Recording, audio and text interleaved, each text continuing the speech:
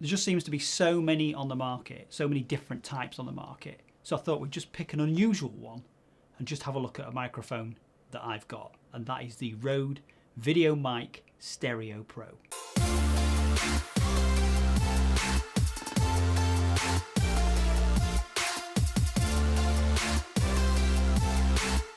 So it can get a little bit confusing. There are so many different types of microphone that you could pick from, and each one has its own unique sort of specialism, as it were. And it's not good enough to just have one microphone for all situations, because you quite often will find the microphone you've got doesn't quite fit the bill. And that would be, you can get cardioid microphones, super cardioid, omnidirectional microphones, that do all sorts of different jobs, ranging from, say, this, which is the classic vloggers, YouTubers Rode Videomic Pro, which is a cardioid microphone, so it picks up basically the stuff that comes from in front of it and a little bit of the side, but not a huge amount. And it basically, that is directional, so wherever you're pointing this mic at, that's what it's going to pick up. It's the same as with a large XLR microphone, such as this Rode NTG that we've got here. This is what this is being recorded on. That is very directional, incredibly narrow, so it's only picking up the stuff that's in front of it. It's really not picking anything up from the sides, so it isolates that down. And they're perfect for things like interviews or studio interviews, that kind of thing, where you've got somebody sat in a position and you want to capture the sound perfectly from them, but you don't want to capture anything from the outside. A stereo microphone like this Rode Videomic Stereo, this allows you to capture. This comes in useful when you're capturing events, or you're capturing a wider area. You want a wider sort of look and appeal from the sound that you're getting. So you want to capture what's going off in front of it, but you also want to capture the surrounding area as well. And these have an XY configuration. So in essence, what that looks like is it looks like two microphones, and they're sort of like crossed over. So you've got two microphones crossed over, one facing one way, one facing another. I don't really know why they don't just put them out that way, but they do tend to cross over like that.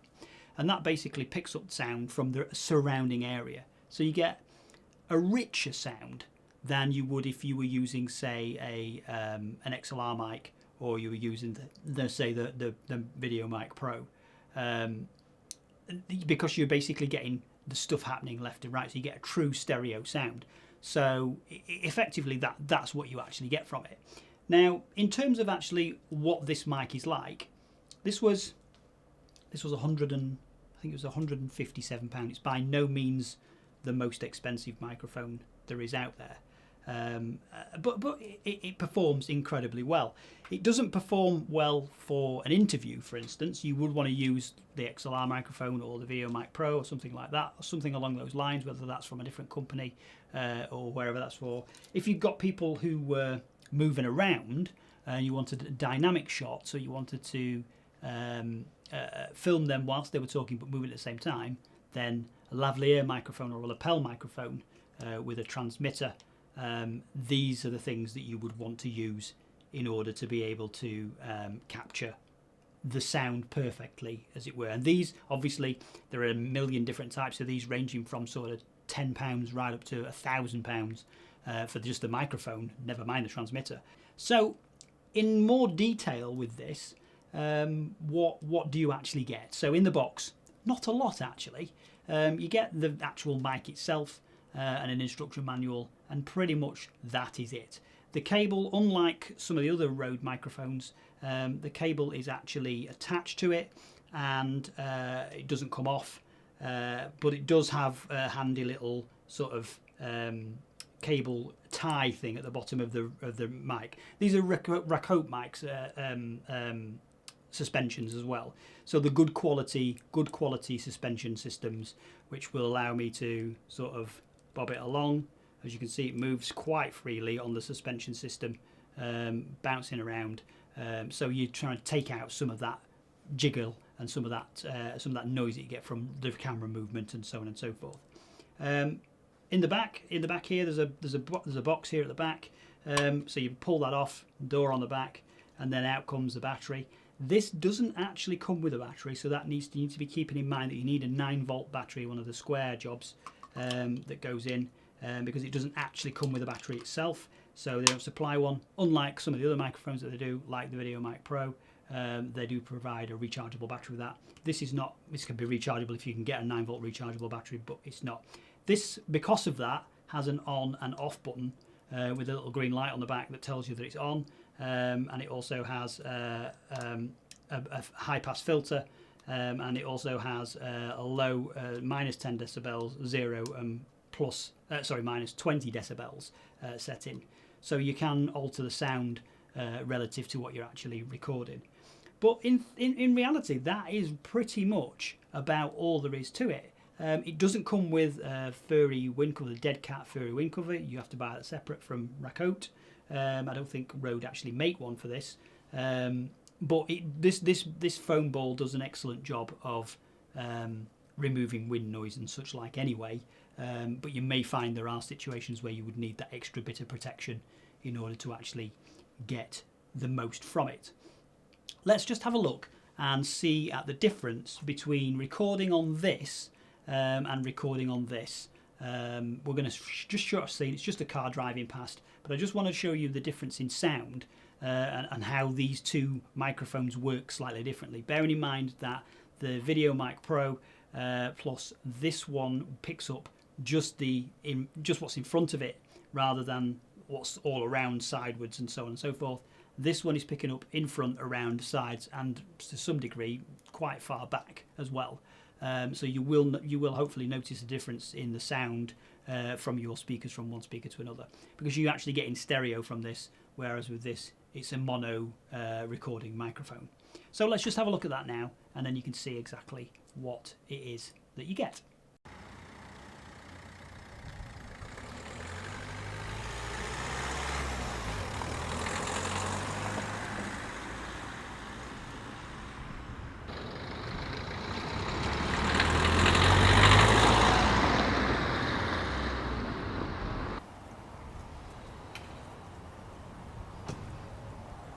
Okay, so to get technical on people, this microphone has a range of 40 Hz to 20,000 Hz, but it has a built-in limiter, as I say, and you can limit it down to clip anything above 75 Hz, so it will automatically do that.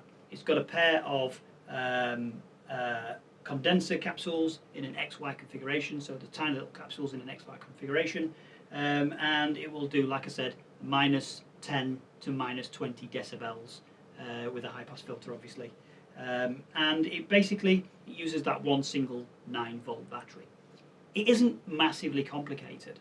It is more about choice as to what you're trying to film and converse to what you're actually using to film it. So it's about, as I said before, it's about using the microphone to capture the thing that you're actually trying to capture, and not using the wrong microphone to capture something that actually it's not going to capture, or it's going to impede what you're trying to capture because it's not designed to do that, whereas this is designed to actually capture the whole thing in stereo. The downside to that, obviously, is that if you're conducting an interview with this, you're also capturing what's going off either side and to some degree further back. And that will obviously impact on the quality of and the way in which your interview comes across. And again, it's almost like saying it's the right horse for the right course, so to speak, or the right car for the right job, or the right mic for the right job, so to speak. And effectively, what you're trying to do is you're trying to say, right, this is what I'm going to record now, and this is what I'm going to record later. So we'll switch mics out. I'm going to record a football match, so I want a whole stereo bit of that.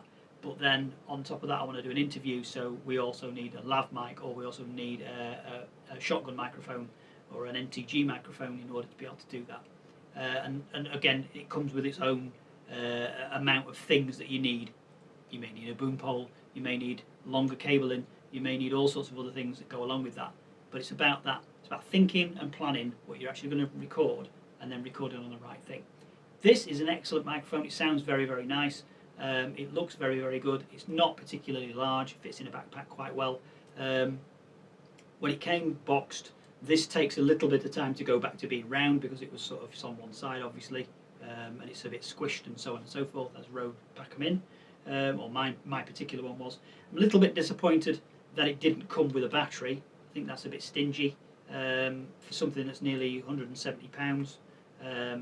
You'd think they'd stick a 9-volt battery in with it, especially if they're sticking batteries in with other things, or make it so that it's powered by the camera, so you don't have to. Because I mean, the chances are you're going to use this on a recorder, or you're going to use it on a camera itself, both of which probably should be able to power this microphone because it's only very small. But my gut feeling on that was it should come with a battery, a rechargeable one at that. I mean, we're gone are the days when should be using 9-volt batteries and throwing them away every sort of 10 minutes or whatever. It reckons that Rode reckoned that you can get about 100 hours out of recording out of one 9-volt battery, which is a long time. So 100 hours out of a 9-volt battery, that's going to keep you in good stead. There is, however, as far as I'm aware, no way of knowing that the battery's gonna die. So that needs to be something that you need to keep in mind. That you probably need to have a spare 9-volt battery with you at all times that's good, not one that's been in your case for 2 years and just slowly depleted itself. For me, I would probably go with like an Eneloop rechargeable, which is a high capacity or high draw battery, if you can get one. And they will allows a bit more power. It allows something that's going to it'll last a lot longer because they are very low depletion. But yeah, if you can, I would do that. Would I recommend it? Yes, I would. It's an excellent piece of kit, even for the price point. It's a great piece of kit, even with having to supply your own battery, and it just adds that little bit more of a unique ability that you can sort of allow your video to get that sort of unique sound and capture it as it is, rather than try and fake it in your NLE or your post processing in your editor or whatever. You can obviously do that in Audition and all that kind of stuff, but if you can record it straight out of the box, then I mean, you just record it straight out of the box and have done with it, and it sounds more natural. So I hope that this was useful, and this little look at this Rode Videomic Stereo Pro gave you some food for thought in terms of how you're going to record your videos and what you're going to do with your videos in the future. So with that, I'll see you guys in the next one. Peace!